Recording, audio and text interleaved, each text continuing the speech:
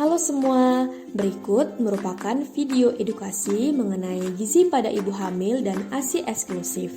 Sebelum itu, kita perlu mengetahui apa itu gizi seimbang. Gizi seimbang adalah susunan pangan sehari-hari yang mengandung zat gizi dalam jenis dan jumlah yang sesuai dengan kebutuhan tubuh. Dengan memperhatikan prinsip keanekaragaman pangan, aktivitas fisik, perilaku hidup bersih, dan memantau berat badan secara teratur dalam rangka mempertahankan berat badan normal untuk mencegah masalah gizi. Mengapa perlu memperhatikan gizi pada ibu hamil? Karena wanita hamil merupakan salah satu kelompok yang rentan gizi.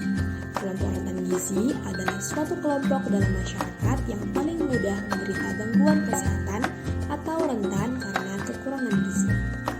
Noto Atmojo 2007. Berikut merupakan faktor yang mempengaruhi gizi pada ibu hamil.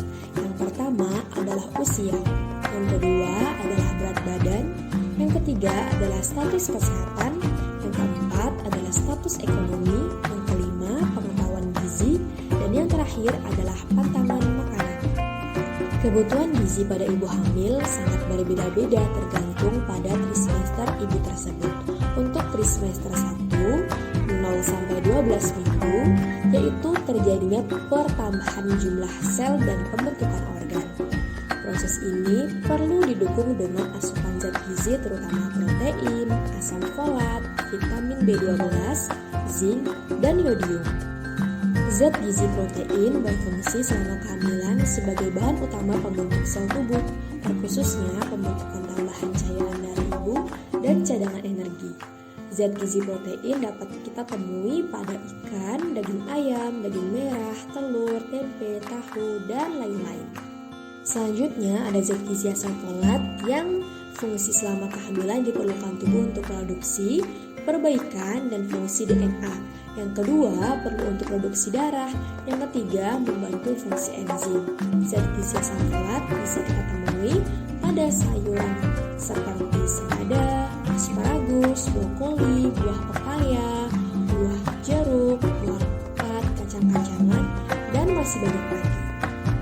Kemudian ada vitamin B12 yang berfungsi untuk membantu pembentukan sel darah merah, dan yang kedua yaitu meningkatkan pertumbuhan dan pemeliharaan jaringan syaraf.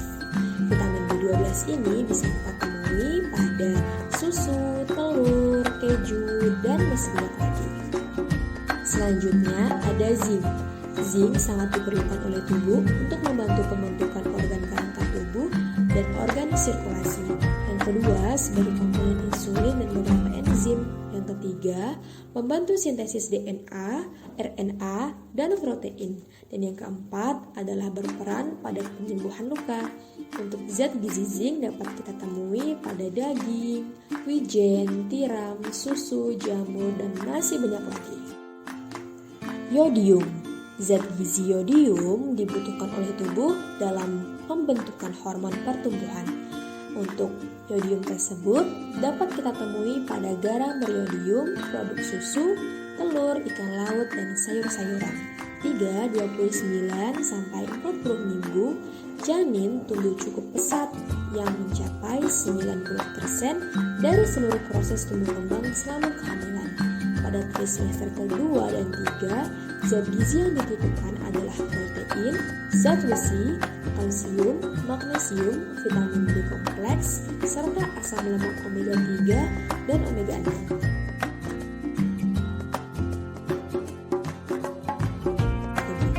Khusus lagi sebagai pembentukan tambahan cairan darah ibu dan cadangan energi. Protein bisa kita temui pada ikan, daging merah, daging ayam, telur, tempe, tahu, dan masih banyak lagi. Selanjutnya adalah zat besi. Zat besi sangat dibutuhkan oleh tubuh sebagai bahan untuk pembentukan hemoglobin. Hemoglobin tersebut yang akan mengangkut oksigen ke seluruh tubuh. Zat besi dapat kita temukan pada sayuran seperti bayam, pakcoy, kubis, buncis, brokoli, dan masih banyak lagi. Kalsium. Kalsium sangat dibutuhkan oleh tubuh karena kalsium tersebut sangat berperan pada pertumbuhan tulang dan gigi.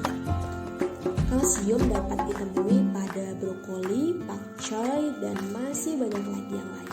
Selanjutnya ada zat gizi magnesium yang berfungsi untuk membantu pembentukan tulang dan gigi yang kuat. Yang kedua, regulasi insulin dan kadar gula darah. Yang ketiga, mempertahankan keseimbangan asam dan basa. Magnesium dapat ditemukan pada kacang almond, bayam, kacang mede, dan masih banyak lagi. Selanjutnya ada vitamin B kompleks yang bisa kita temui pada hati ayam, bayam, daging, jamur, ikan salmon, telur, dan masih banyak lagi bahan-bahan makanan yang lainnya. Ibu hamil dianjurkan untuk makan makanan yang beraneka ragam, tentunya untuk memenuhi kebutuhan gizi ibu dan janin. Ibu hamil juga dianjurkan untuk makan dengan porsi yang lebih dari biasanya. Ibu hamil yang tidak terpenuhi kebutuhan gizinya akan sangat rentan untuk timbul masalah-masalah gizi seperti kekurangan energi kronis yang disebabkan karena kurangnya energi atau kalori yang masuk ke dalam tubuh. Yang kedua ada anemia. Anemia tersebut berkaitan dengan kekurangan zat besi untuk pembentukan hemoglobin. Yang ketiga adalah gati, gangguan akibat kekurangan yodium dikarenakan ibu hamil kekurangan sumber zat gizi yodium. Selanjutnya adalah kebutuhan gizi pada ibu menyusui atau ASI eksklusif. Apa perlu memberikan ASI eksklusif pada bayi? Karena ASI adalah sumber asupan nutrisi bagi bayi baru lahir yang mana sifat ASI atau air susu ibu bersifat eksklusif sebab pemberiannya berlaku pada bayi berusia 0 bulan sampai 6 bulan. Dalam fase ini harus diperhatikan dengan benar mengenai pemberian dan kualitas ASI supaya tak mengganggu tahap perkembangan ASI kecil selama 6 bulan pertama semenjak hari pertama lahir atau HPL, mengingat periode tersebut merupakan masa periode emas perkembangan anak sampai menginjak usia 2 tahun.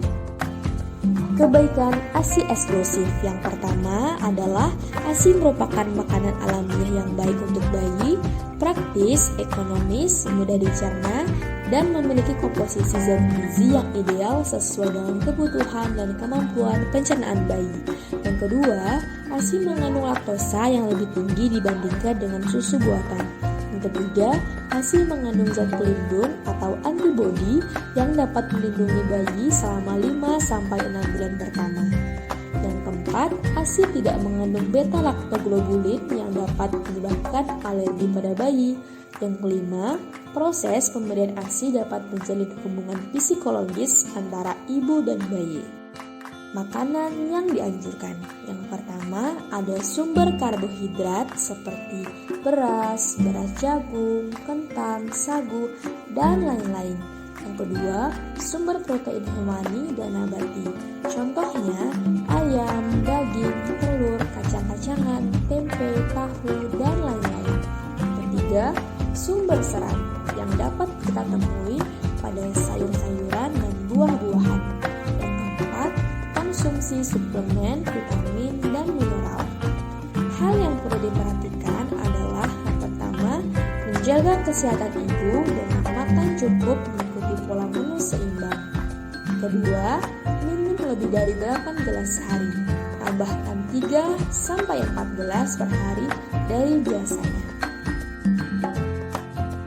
Itu tadi merupakan pemaparan mengenai gizi pada ibu hamil dan ASI eksklusif.